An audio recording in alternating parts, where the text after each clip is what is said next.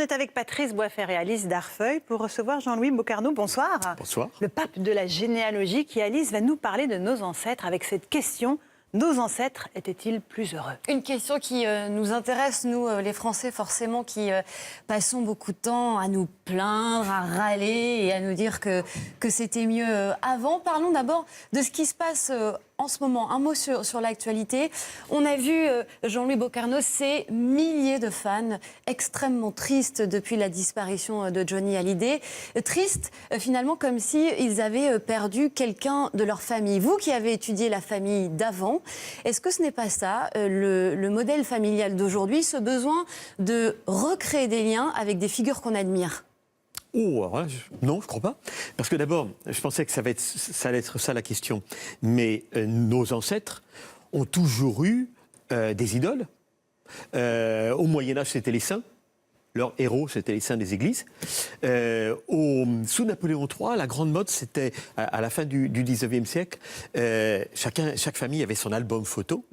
Et quand on ouvre les albums photos de ces époques-là, on voit éventuellement le duc de Morny, Monseigneur du Panloup, etc. On se dit, tiens, on serait peut-être cousin du duc de Morny. Non.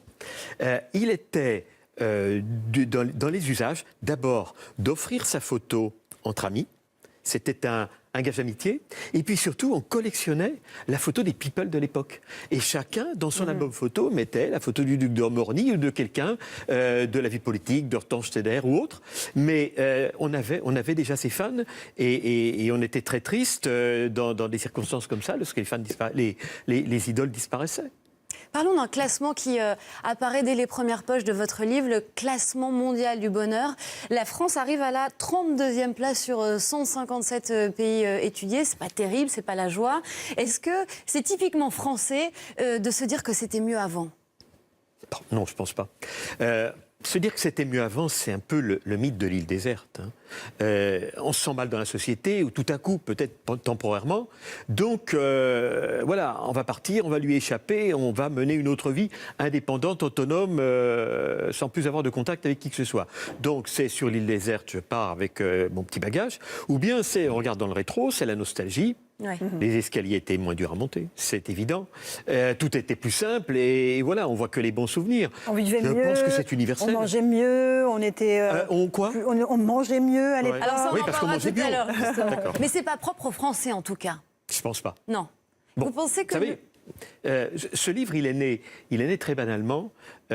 J'étais en week-end chez les amis et le samedi matin au lever, la bouilloire électrique était en panne. C'est idiot. Bon. Cela s'ajoutait le fait que la maîtresse de maison avait perdu son portable et que son mari avait son portable qui était déchargé. Donc là, ils m'ont dit, oh non, c'est pas possible, c'était mieux avant quand même. Toi, généalogiste, tu ne vas pas nous dire le contraire. Et j'ai un peu dit chiche en me disant, c'est pas évident. Et mon éditeur me réclamait depuis longtemps un nouvel ouvrage sur les ancêtres, et je lui répondais tout le temps, mais j'ai tout dit. Et là, je lui ai dit, je vais faire des trucs qui m'intéressent avec cette idée de comparer. Alors, je ne vais pas juger.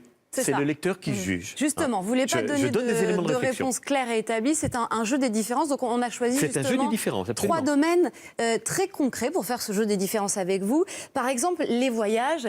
C'était comment les voyages avant ? Long, très long. C'était long, c'était cher, c'était surtout le fait que nos ancêtres vivaient pratiquement toute leur vie, passaient toute leur vie dans la même commune, le même village, la même paroisse, le même quartier quand on était en ville. Et n'avaient absolument pas les ouvertures que nous avons. Les voyages se préparaient. Aujourd'hui, last minute ou autre, le matin du vendredi, on se dit, tiens, c'est l'exemple que je donne, Manu se dit, allez, je vais me trouver un petit plan et on se retrouve à Venise le soir.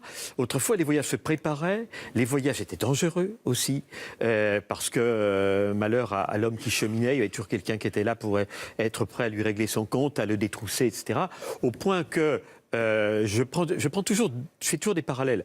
Je prends un document authentique, 2 documents authentiques d'aujourd'hui et d'autrefois. Ouais. Et là, il y a Manu qui trouve son plan week-end sur lastminute.com le vendredi matin. Et je mets en parallèle l'habitant de Bourges qui, autrefois, va chez son notaire au XVIIIe siècle parce qu'il va partir en voyage. Alors, peut-être à 150 km de chez lui, partir en voyage. Et pourquoi vient-il chez le notaire ? Parce qu'il fait son testament. Parce qu'il n'est pas sûr d'arriver là où il veut arriver et il n'est pas sûr de revenir. Donc, on est de toute façon, nos ancêtres et nous vivions dans deux planètes différentes. Vivons dans deux planètes différentes. Et comparer les deux mondes, c'est comparer les choux et les carottes. Autre chapitre. Nos ancêtres étaient formatés pour vivre chez eux. Nous sommes formatés pour vivre chez nous. Et je ne sais pas, et c'est la grande conclusion, je ne sais pas si nous, hommes du XXIe siècle, femmes du XXIe siècle, pourrions survivre chez nos ancêtres. À la machine à remonter le temps. Avant de conclure, parce que vous allez trop vite, on va prendre un autre chapitre. Autre exemple, la santé, l'alimentation. Est-ce que nos ancêtres mangeaient mieux que nous, tout simplement? Alors on me dira, oui, manger bio, etc. Les Il n'y avait légumes. pas de bœuf aux hormones, il n'y avait pas de pesticides, il n'y avait pas de glyphosate. Bon. Mais prenons simplement un banal exemple, la soupe. La soupe de nos ancêtres, elle devait être extraordinaire. D'ailleurs, il y a des marques qui vous proposent des soupes de nos ancêtres en briques, la soupe de grand-mère. Alors, il est évident que cette soupe-là, elle a quand même des conservateurs. Et vous me direz, elle est moins bien que la soupe de nos ancêtres. Mais la soupe de nos ancêtres, on pourrait la refaire et on serait peut-être étonné si on la refaisait. Parce que qu'est-ce qu'on ferait? Principal élément, par exemple, c'est l'eau. Bon, l'eau de source. Hein, on dit on va prendre de la vraie eau, l'eau pure, et puis faire la soupe de nos ancêtres. Non. Si on veut retrouver l'eau de source de nos ancêtres, mais il faudra aller comme eux, la puiser à la source, où il y aura peut-être des lentilles d'eau, des petites araignées d'eau, peut-être le petit veau ou la brebis du coin etc., en passant par là. Et on va aller la chercher, nos ancêtres allaient la chercher, dans un seau bien rouillé, etc. C'était le seau de Cosette que va lui prendre Jean Valjean. Et ce seau, et il ramène l'eau à domicile, on la met dans un faitout, une marmite qui est récurée une fois par an, au moment des cendres, du carnaval, etc. Si on voulait retrouver l'eau de nos ancêtres, oui, on prend l'eau de source qu'on achète en supérette ou en grande surface, mais à ce moment-là, on la met dans un récipient un peu rouillé et on la laisse comme ça mariner pendant 3 semaines sur le balcon. Les conditions d'hygiène n'étaient pas les mêmes aussi, j'imagine. Non, mais les références n'étaient pas les mêmes, rien n'était pareil. Et sur l'hygiène de vie, en ce qui concerne les cigarettes, l'alcool, est-ce que nos ancêtres étaient plus raisonnables que nous? Est-ce qu'ils buvaient beaucoup? Question personnelle d'Alice Darfel. Pas du tout. Quand on voit le nombre de cafés qu'il y avait en France en 1900, on tombe à renverse, de cafés, d'établissements qui proposaient du vin. Il y en avait à tous les coins de rue en ville et dans tous les hameaux à la campagne. Alors souvent, c'était la personne qui, dans sa cuisine, faisait un petit peu commerce, on appelait le marchand de vin, servait du vin et se faisait payer. Mais non, il n'y avait pas plus de mesures. Dernier chapitre qui nous intéresse tous, les relations amoureuses. Bon, on est d'accord, la drague, ça a toujours existé. Pour le coup, oui. Ce qui a changé, c'est la méthode. C'est la méthode. Qu'est-ce qui était mieux avant, selon vous? Mythique ou faire la cour? Les lettres. Le téléspectateur va juger. Nos ancêtres, se retrouvant à la veillée, qui étaient déjà un peu les salles obscures, dans les veillées où on écossait les pois, on émondait les noix, etc., etc. Et à la veillée, il y avait le clan des jeunes dans un coin, un peu loin de la cheminée, donc un peu dans l'obscurité. Et là, on draguait déjà. Et comment draguait-on? Eh bien, on donnait une bonne bourrade, un bon coup de coude, un bon coup de genou. Comme on ça, tirait le mouchoir. comme ça. Comme ça. Petit coup de... Ça ne devait pas marcher, ça. Ça tenait plus du ring. Hein. Et tout ça, c'était codé, c'était codifié, et tout le monde s'y retrouvait. Les codes n'étaient pas les mêmes. Une conclusion, vous devez absolument vous prononcer. Qu'est-ce qui était mieux avant? Un exemple concret. Et qu'est-ce qui est mieux aujourd'hui? Allez. Alors, qu'est-ce qui était mieux avant? Qu'est-ce qui m'a le plus frappé, qui était positif pour moi? C'est qu'on riait sans doute plus, sauf que l'humour a changé. C'était peut-être plus tarte à la crème, et ce qui faisait rire nos ancêtres ne nous ferait peut-être plus rire aujourd'hui. Nous, on a un rire souvent plus en demi-teinte, plus intérieur, etc. Plus subtil. Voilà. Plus subtil, dirons-nous. Nos ancêtres ne diraient peut-être pas la même chose.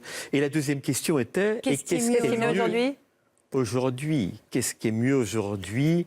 Je crois mais si, c'est l'accès aux outils d'information, l'accès aux bibliothèques. Autrefois, dans un village, il n'y avait que quelques personnes, ou même dans un quartier de ville, il n'y avait que quelques personnes qui savaient lire, qui savaient écrire, qui possédaient une bibliothèque. Aujourd'hui, il y a un nivellement complet et on a tout à portée de main. Merci beaucoup, en tout cas, d'être venu nous parler de nos ancêtres. Finalement, on est beaucoup mieux en 2017.